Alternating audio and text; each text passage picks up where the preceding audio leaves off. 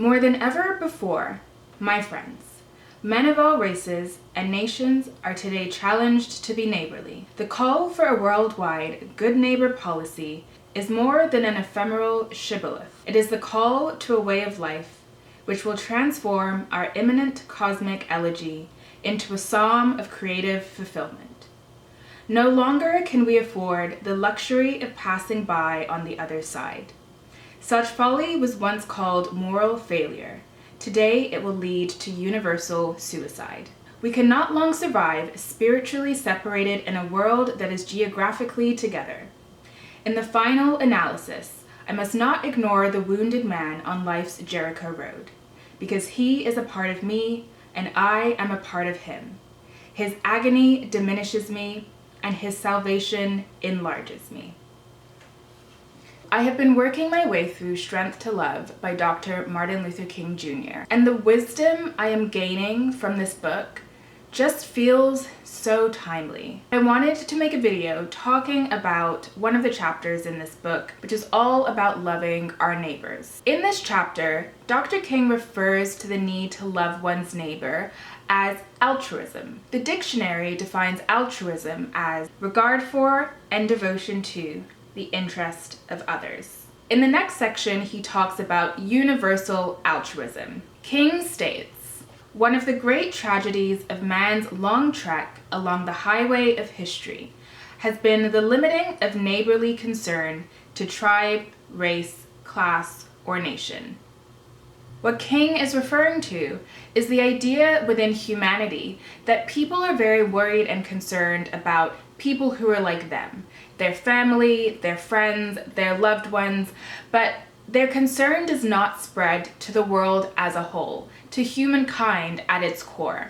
King goes on to state, "What are the devastating consequences of this narrow, group-centered attitude? It means that one does not really mind what happens to the people outside his group. If an American is concerned only about his nation, he will not be concerned about the peoples of Asia, Africa, or South America.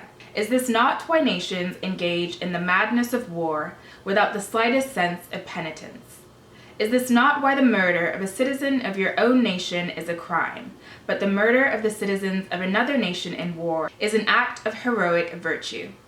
If manufacturers are concerned only in their personal interests, they will pass by on the other side while thousands of working people are stripped of their jobs and left displaced on some Jericho road as a result of automation, and they will judge every move toward a better distribution of wealth and a better life for the working man to be socialistic. If a white man is concerned only about his race, he will casually pass by the Negro who has been robbed of his personhood, stripped of a sense of dignity, and left dying on some wayside road." This idea of universal altruism means that we need to really learn to care about everyone in the world, no matter their race, creed, religion. We as humans have something in common, and we need to be worried about our brothers and sisters all around the world. Secondly, Dr. King refers to this idea of dangerous altruism. We often worry what will happen to our job, our status, our prestige, if we take a stand for others. Dr. King says that by wondering what will happen to us, we are focused on the wrong question. Rather, we need to be focused on what will happen to our neighbors if we do not do anything to help them. In the book, Dr. King uses Abraham Lincoln as an example, and he says, "Abraham Lincoln did not ask, 'What will happen to me if I issue the Emancipation Proclamation and bring an end to chattel slavery?' But he asked, 'What will happen to the Union and to millions of Negro people if I fail to do it?' I do not want to make this seem like it's going to be an easy thing to do, but that is why Dr. King says it is dangerous. But in order to really love our neighbor, it's imperative that we take a stand no matter what the repercussions may be." Dr. King states, "The ultimate measure of a man is not where he stands in moments of comfort and convenience, but where he stands at times of challenge and controversy. The true neighbor will risk his position, his prestige, and even his life for the welfare of others. In dangerous valleys and hazardous pathways, he will lift some bruised and beaten brother to a higher and more noble life.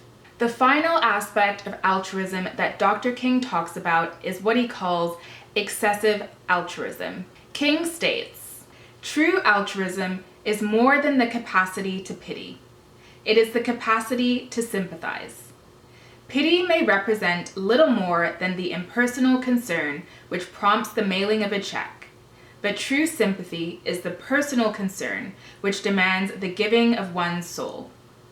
Pity may arise from interest in an abstraction called humanity, but sympathy grows out of a concern for a particular needy human being who lies at life's roadside. Sympathy is fellow feeling for the person in need, his pain, agony, and burdens. Our missionary efforts fail when they are based on pity rather than true compassion. Instead of seeking to do something with the African and Asian peoples, we have too often sought only to do something for them. An expression of pity devoid of genuine sympathy leads to a new form of paternalism, which no self-respecting person can accept. I personally have really been on a path of learning true empathy, watching the news and seeing what's going on in the world, and really taking in the fact that these are real people who have lives, families, they have hopes and dreams and fears. This is not just an abstract thing. This is a real human being. And these are their lives that are being absolutely destroyed.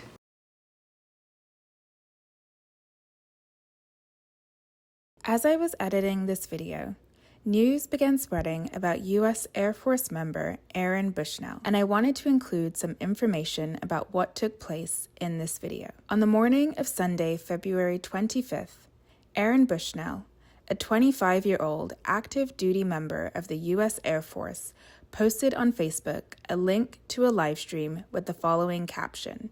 Many of us like to ask ourselves, what would I do if I was alive during slavery? Or the Jim Crow South, or apartheid? What would I do if my country was committing genocide? The answer is, you're doing it, right now. That afternoon, Aaron Bushnell walked to the Israeli embassy in Washington, D.C., wearing his Air Force uniform. As he walked up to the building, he filmed himself saying, "I am an active duty member of the U.S. Air Force, and I will no longer be complicit in genocide. I am about to engage in an extreme act of protest, but compared to what people have been experiencing in Palestine at the hands of their colonizers, it's not extreme at all.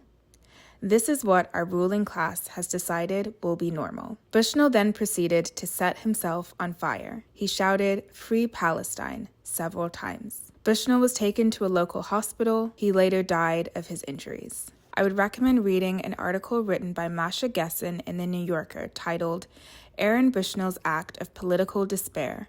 What does it mean for an American to self-immolate?" In the article, Gessen speaks of the history of self-immolation as an act of protest, specifically referencing instances in which Buddhist monks have committed self-immolation to protest the Vietnam War, Chinese rule over Tibet, and the exile of the Dalai Lama. In the article, Gessen describes self-immolation as a non-violent act of despair. In my view, that description is completely correct. I know that many people are feeling similar feelings of despair at this moment. It's hard to not feel helpless and hopeless when we look at the current state of the world. This is why I truly believe this message about the need for altruism and to love our neighbors is so necessary so that the apathy in our society can begin to fade away. If you or anyone you know is feeling overwhelmed, please contact a suicide crisis helpline in your country. I have included a link which has international hotlines for different countries all around the world. Thank you so much for watching. If you enjoyed this content and the message in this video, give it a thumbs up and that will help this message be spread to as many people as possible. I am currently on a journey of re-education and decolonizing my mind, and I created this channel so that I could share what I'm reading and learning with the world. If you want to join along with me on this journey, then feel free to subscribe to my channel. Thank you so much for watching, and thank you so much for all of the love and support. I will see you in the next one.